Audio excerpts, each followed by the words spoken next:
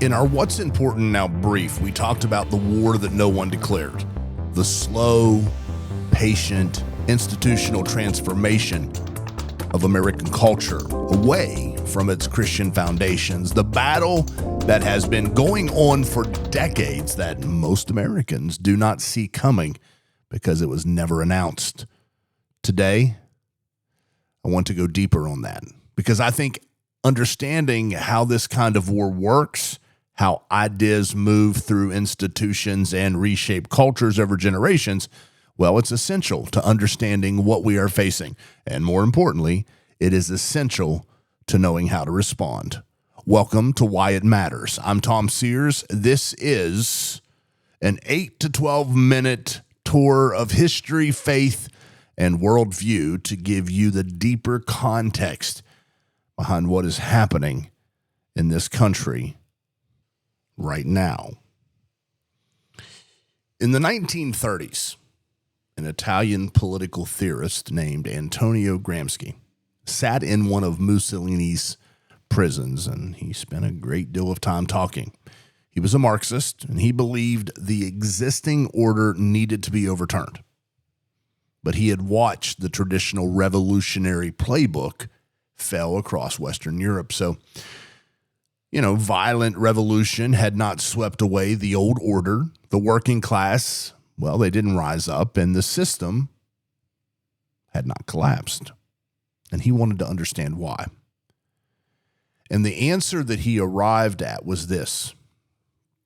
The reason that revolution had not worked in Western societies was that the ruling ideas of those societies were not primarily enforced by governments and armies. They were maintained by culture, by the churches and the schools and the universities and the media and the arts, by all the institutions through which a society forms the minds and values of the next generation. You could seize the government, Gramsci said, and you could still lose, because the real power was not in the government. He believed it was in the culture. So his prescription was different. Instead of seizing power through violent revolution, he believed you had to occupy the institutions. He believed place people who share the vision into the universities, into the schools, and into the media, the legal profession, the arts, change what those institutions teach and produce, and he believed that over time, over generations, the culture would change. And when the culture changes enough, he believed the politics would follow naturally behind. He called it the long march through the institutions. Now, I want to be clear. I'm not claiming that every person who has pushed American culture away from its Christian foundations has been sitting around reading Gramsci and following a secret plan. Most of them have not. Most of them are people who absorbed certain ideas in their own education, found those ideas compelling, and spent their careers propagating them. It's not a conspiracy, but it is how ideas move through culture. And so the movement has been real, and the direction has been consistent, and the results, well, they're exactly what Gramsci's theory predicted. The institutions that shape American culture have been occupied over the course of, roughly a century by a worldview that is deeply hostile to America's Christian heritage, and the people whose ancestors built those institutions did not notice it was happening until, it was far too late. And that is why the shot was never heard. Because this kind of war, it doesn't make noise. Now, here is what is striking to me about all of this. God is not surprised by it. The pattern of people drifting from God through the slow accumulation of cultural compromise is one of the central stories of the Old Testament. Israel did not usually fall to God in one dramatic apostasy. They drifted slowly through the gradual accommodation of the surrounding culture. Though the adoption of ideas and practices that seemed harmless at the time, in isolation at least, they were catastrophic as they accumulated. And again, the prophets used the same diagnosis.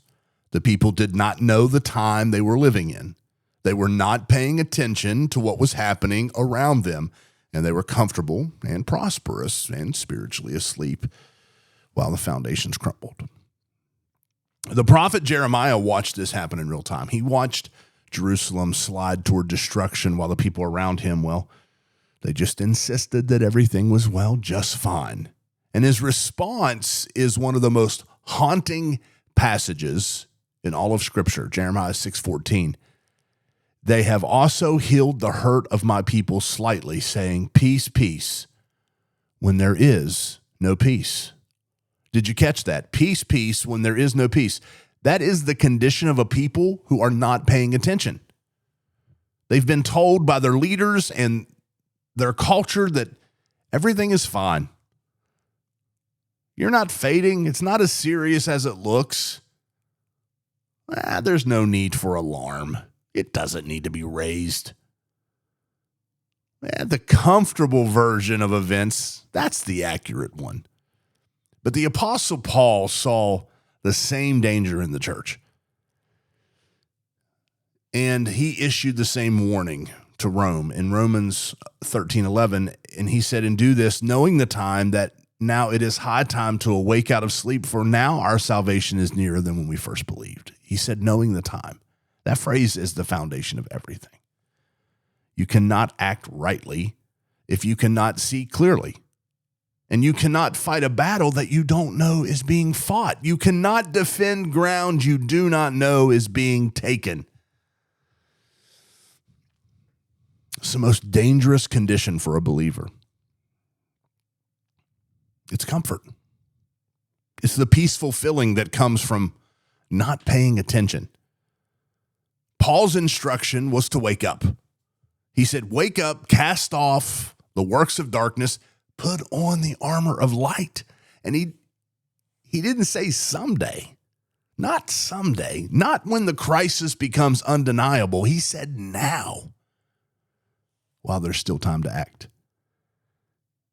And so I want to close today with something very practical, because I think sometimes these conversations can feel a bit distant, like big historical forces happening somewhere above the level of ordinary life.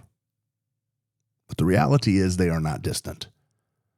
They are close, and they are as close as your child's school.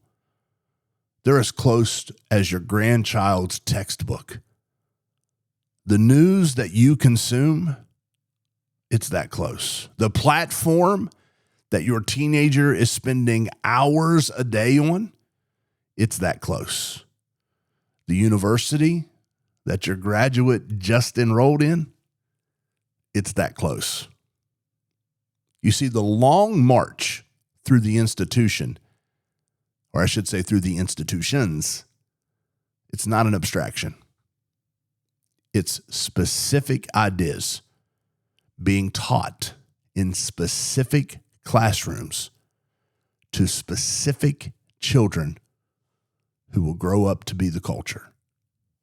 The question is, it's not one of whether those children will know who God is, or whether they'll know what this country was built on, or whether they'll know where their rights actually came from, and whether they're worth standing for. That question's already being answered. And it's being answered in institutions all around us by people who have a very clear vision of the answers they want the children to arrive to. The reason this matters is not primarily political. Actually, it's generational.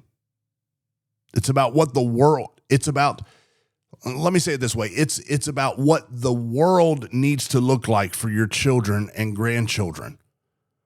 What story they will have been told about who they are and about where they come from. What foundation, if any, they will have to stand on.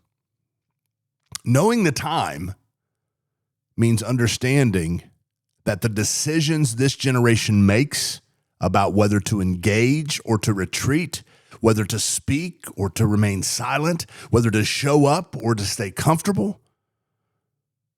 Those decisions will be felt for generations, and that is why it matters. That is why it has always mattered, and that is why we cannot afford to be asleep right now. And that is why it matters today. The long march through the institutions. What Scripture says about knowing the time, and why the invisible war is the most consequential war this generation will ever face. I hope you'll tune into our full 30-minute program, What's Important Now, as we are working through the Battle is On series. Episode 1 was titled The Shot Not Heard. It's already dropped on your podcasting platforms. You can find it for the full argument, for the full context. The book, The Battle Is On, that I've recently finished, can be found at legacylivingmedia.com. You can get way ahead of this conversation by getting that book. We have programs there. We have interactive workbooks that you can check out that will help you grow in your faith. Everything that Legacy Living Media produces can be found at legacylivingmedia.com. So go check it out and share. Make sure you subscribe to our podcast on podcasting platforms and then share it with others. I'm Tom Sears. This is why it matters. Well, because it does.